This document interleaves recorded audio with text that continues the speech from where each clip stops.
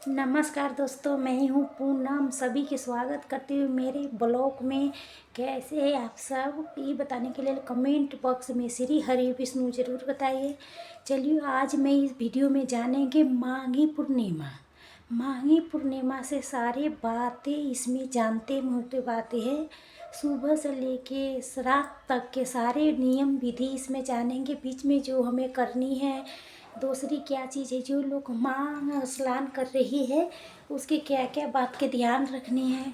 पूर्णिमा तिथि कब से शुरू हो रही है, कब समाप्त हो रही है, पूजा के स्नान के शुभ मुहूर्त क्या है, पूजा के दान पान करना क्या बात है, सब बात इस वीडियो में जानेंगे। साथ में चंद्रोदय के क्या होगा, सब कुछ इस वीडियो में शेयर करूंगी। ध्यान से सभी बातें समझ लीजिए। चलिए वीडियो शुरू करते हैं। इससे पहले दोस्तों, मेरा वीडियो पसंद आता है तो प्लीज़ लाइक, चैनल के सब्सक्राइब जरूर कर दीजिएगा, बेल आइकन को प्रेस कर दीजिएगा जिससे मेरा वीडियो के नोटिफिकेशन सबसे पहले पहुँचे। तो चलिए शुरू करते हैं। पूर्णिमा वर्ष से सारी बातें जान लेते हैं।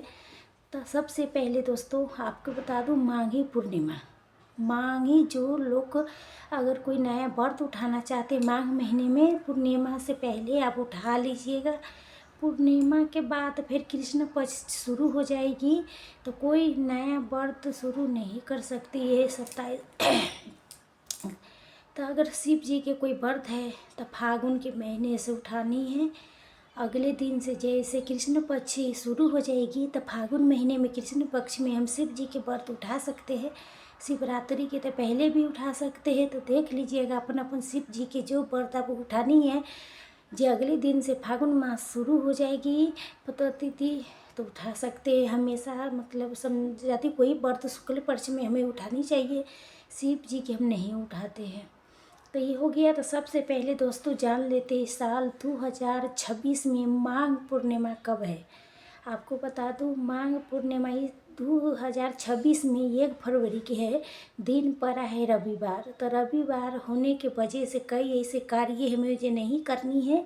आगे आपके बता दूँ, जितनी भी पूर्णिमा है कार्य है, जितना पूर्णिमा के व्रत रखना है, ऐसी सत्यनारायण भगवान के कथा कहलवाना है, चाहे स्नान दानी करना है, सारे कार्य 1 फरवरी दिन रविवार से करेंगे। साथ में ये भी बता दूँ, माघ पूर्णिमा बहुत ज़्यादा विशेष मानी गई है। ऐसा माना जाता है संकल्प के तट पर जो देवता गण है खुद आते हैं स्नान करने धरती लोक पर। तो सोच लीजिए पूर्णिमा कितना बड़ी पूर्णिमा है या कितने विशेष पूर्णिमा है। तो लेकिन रविवार को दोस्तों तो पूर्णिमा तिथि पड़ने की वजह से बहुत ऐसे कार्य हमें नहीं करना है। आगे बता दूंगी, ज़रूर बताऊंगी कौन कार्य हमें करना है, कौन कार्य नहीं करना है। तो सारी बात बता दूंगी इसमें, लेकिन ध्यान रखना है यही बात सबके, और तो कोई बातें नहीं है। आप सबके यही छोटी छोटी बातें ध्यान रखना होता है। 1 महीने के जो माघ स्नान कर रही है पूर्णिमा के दिन जैसे समाप्त होगा पूर्णिमा के 1 महीने के लोग ने स्नान उपवास किए थे, माघ स्नान किए थे, वो पूर्ण हो जाएगा। उसका पूजा पाठ रहेगा, उतार माने अंतिम दिन रहेगा। तो जितना समय है उस विधि से उद्यापन व्रत कर लीजिएगा, दान भी रहेगा अच्छे से दे लीजिएगा। और उस दिन आपको जैसे होती जिसका वो पुण्य वो होती कहती अधूत वो हवन उवन करना होता है, समापन जरूर किया जाता है। इतना बड़ा आप कठोर तपस्या किए थे 1 महीने तक, तो हवन जरूर करना चाहिए ठंडी में। और उपवास करके स्नान दानी करके पूजा पाठ कर रहे हैं एकदम जैसे साधु संत जैसे जीवन जी रहे हैं। कोई लहसुन प्याज नहीं खा रही है, कोई मतलब बहुत कठिन है ना। तो दावत भी उतना श्रद्धा के साथे से अच्छे से कीजिएगा और उतना है दान कीजिएगा जितना आपके संबंध में है। ऐसा नहीं समय ये भी कर दूँ वो भी कर दूँ, वो नहीं होता है। जितना अपना शक्ति है उसी हिसाब से दान पुण्य करनी है। ये भी हो गई दान करने के। अगर कोई निमित्त नहीं होता, बहुत ज़्यादा भी कर सकते हैं, बहुत कम भी कर सकते हैं। उसके लिए कोई लेखा जोखा नहीं है, इतना करना है उतना करना है, ऐसा कुछ भी नहीं है। तो देखिए आगे चले तो पूर्णिमा के दिन के नियम। पूर्णिमा के दिन हमें यही नियम विधि प्रयागराज लोग जाते स्नान करने। प्रयागराज आज लास्ट मांगे स्नान से लास्ट है, तो 1 महीना के व्रत रखिए। तो बाकी तो जे नहीं रखे थे वो भी कल माने नहा धो करेंगे। भीड़ भाड़ तो बहुत होगा, अच्छे से रख लीजिएगा ध्यान। हर मतलब आगाह करना चाहिए कि आजकल कहीं स्नान धानी करने के बाद तो थोड़ा अपना सुरक्षा भी करना चाहिए। बाकी जो घर में है, नदी पोखरा में नहीं जा रही है, जहाँ है, जहाँ के नदी पोखरा है वहाँ भी जा सकते, नहीं जा पाता है तो क्या करनी है, गंगा जल ले लीजिएगा, काला तिल डाल के स्नान कर लीजिएगा, आपको भी उतना ही फल मिलेगा। हर हर गंगे बोलते हुए स्नान करना है। मासिक धर्म होगा तो नहीं डालना है, नॉर्मल जल से नहा लेना है। कि महीनावारी थोड़ा छुटका बहुत मानता है, 1 रुपये भी दान करता है, चाहे 1000 भी दान कर सकते हैं। टोटल आपकी इच्छा है, अनाज के कर सकते हैं, पैसे के करो, चाहे दूध के करो, चाहे चावल के करो। दान की चीज़ पहले ही काल के रख देते हैं। ये सब तिथि के ना, जैसे मसिया पूर्णिमा, जैसे मकर संक्रांति, मुनि अमावस्या, ये सब तिथि है ना, इसमें स्नान करने के बहुत चीज़ घर के नहीं छूना चाहिए। पहले भी निकाल के रख दीजिएगा, स्नान करने के आइएगा, आप लोग छू लीजिएगा, दान कर लीजिएगा। उस दिन भी ये बाल मत धोइएगा। उस दिन बाल देखिए लगेगा कि बाल धोइए कि ना धोइए, बाल नहीं धोइए। जब व्रत रखना है तो बाल नहीं धोना है, बाल उस दिन धोना नहीं है, नहीं धोना है, बाल मत धोइएगा। सिर्फ सिर के ऊपर से स्नान कर सकते, कोई दिक्कत नहीं है। जो पानी में डुबकी लगाएंगे, जैसे नदी सरोवर में जाएगा तो पानी में डुबकी लगाएगा तो बाल तो गीला हो ही जाएगा, लेकिन शैम्पुल साबुन यूज नहीं करना है। ये क्लियर हो गई। देखिए 1 फरवरी दिन रविवार को पूर्णिमा पड़ने की वजह से हमें पीपर गाछ की पूजा नहीं करना है, साथ में तुलसी जी की पूजा नहीं करेंगे, जल नहीं सींचेंगे। रविवार के दिन है, पीपल गाछ के पूजा, लक्ष्मी के निवेश नहीं मान पाते तो तुलसी माता के भी हम जल नहीं सींचते हैं। पीपल के या तुलसी जी के जल नहीं देना है, सूर्य भगवान के जल देना है। लेकिन पीपल गाछी में पूजा मत कीजिएगा। तुलसी के दूर से धूप अगरबत्ती दीपक जला के पूजा पाठ कर सकते हैं, विष्णु भगवान की पूजा कर सकते हैं, लेकिन ये दोनों गाछी के पूजा नहीं करने, पीपल के या तुलसी के। साथ में रविवार के दिन आपको बता दूं, रविवार पड़ने की वजह से, पूर्णिमा पड़ने की वजह से आपको बाल नहीं धोना है। महिलाओं को जो मासिक धर्म वाला है उन्हें बाल नहीं धोनी है। क्यों, मासिक धर्म है वो भी रविवार पड़ रहा है, उसे ही है, लेकिन पूर्णिमा के दिन बाल नहीं धोना चाहिए, शैम्पू नहीं करनी चाहिए।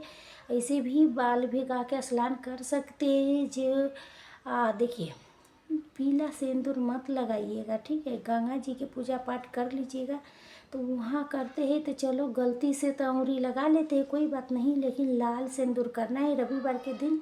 पूर्णिमा के दिन पीला सिंदूर मत लगाइएगा। दूसरे में रविवार दिन पड़ा है तो इस बात के ध्यान रखिएगा। और देखिए बहुत सारे ज़रूरी ना पड़े तो मासिक धर्म वाले बाल नहीं धोइएगा। लेकिन कुछ साथ में कहता है ना, सोमवार के जैसे व्रत रखेंगे शिव जी के तो धोइए कि ना धोइए।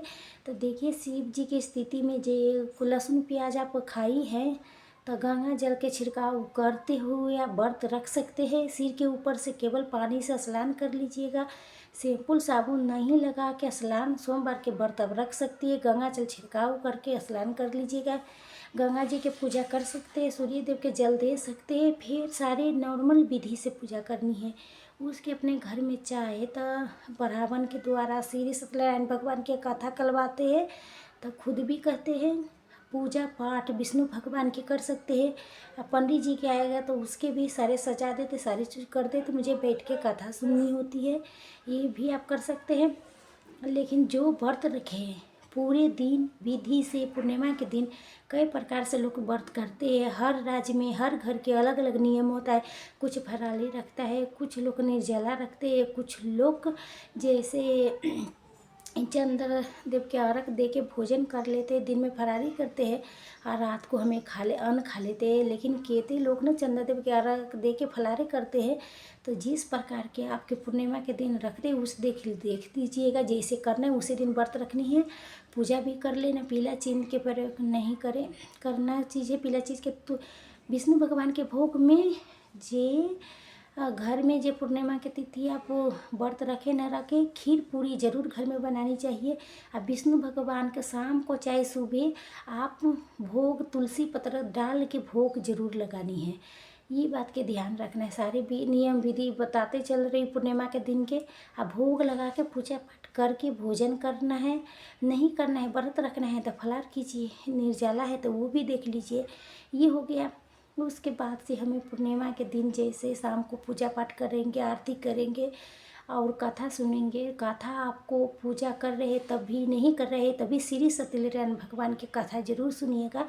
आप खुद भी पढ़ सकते हैं, सुन भी सकते हैं, कहलवा भी सकते हैं, सभी कार्य आप कर सकते हैं। लेकिन घर में गंगा जल है तो उसके भी छिड़काव घर में कर लेना है। पूजा करने जा रही है तो सारी बात क्लियर हो गई। एक चीज़ आप देखिए, माने दोस्तों, अगर मेरे वीडियो पसंद आते तो प्लीज़ चैनल पका के सब्सक्राइब लाइक कर दीजिएगा। लेकिन क्यों, आपके छोटी सी लाइक से मुझे बहुत हिम्मत प्रेरणा मिलती है, तो ज़रूर कीजिएगा। एक चीज़ और बताइए, दान करने के तुरंत मतलब बढ़ावन के भेजवा देना चाहिए कि देखिए, आपको बता दूँ, ये भेजवाना चाहते हैं तो सुविधा है तो भेज सकते हैं। लेकिन मान लीजिए सुविधा नहीं है तो तुरंत के तुरंत नहीं दे सकती है, तो बहुत अपने घर में न रखें, क्योंकि उसका भी दर्द बढ़ता जाता है। तो लेकिन इन तरह बढ़ती जाती है। तो जब कुछ दिन बाद देते हैं तो 10 रुपये इस तरह मिला के आप लोग 5 रुपया इस तरह जो घर में रखे थे वो बढ़ रहे हैं ना, शुद्ध भी कहते हैं, तो उसमें उसके टेस्ट तब बढ़ रहे थे, उसमें 10-5 रुपया बढ़ के दे सके, भेजवा सकते हैं। अगले दिन अगर आपके देना चाहे तो अगले दिन भी दे सकते हैं, उसी दिन देना चाहते हैं तो उसी दिन भी दे सकते हैं। लेकिन इतना घबराने की बात नहीं है, रखे हैं 2-4 दिन बाद भी दे रहे तो 2-4 रुपया और मिला के दे दीजिए। ये हो गया क्लियर। देखिए आगे जान लेते, पूर्णिमा तिथि कब से शुरू हो रही है, कब समाप्त हो रही है, कब चंद्र उदय के समय क्या है, स्नान दानी पूजा के शुभ मुहूर्त क्या है। आपको बता दूं, माघ पूर्णिमा तिथि शुरू हो रही है 1 फरवरी दिन रविवार को सुबह 5:24 पर। पूर्णिमा तिथि समाप्त हो रही है 2 फरवरी दिन सोमवार के 3:41 पर पूर्णिमा तिथि समाप्त हो जाएगी। ऐसे में हमें पूर्णिमा के व्रत रखना है। 1 फरवरी रविवार को व्रत रखेंगे। चलिए आपको बता दूँ, ब्रह्म मुहूर्त में स्नान करने के बहुत महत्व होता है। तो पूजा पाठ तब तो अच्छे 6 बजे से पहले कोशिश करें कर लो पूजा पाठ।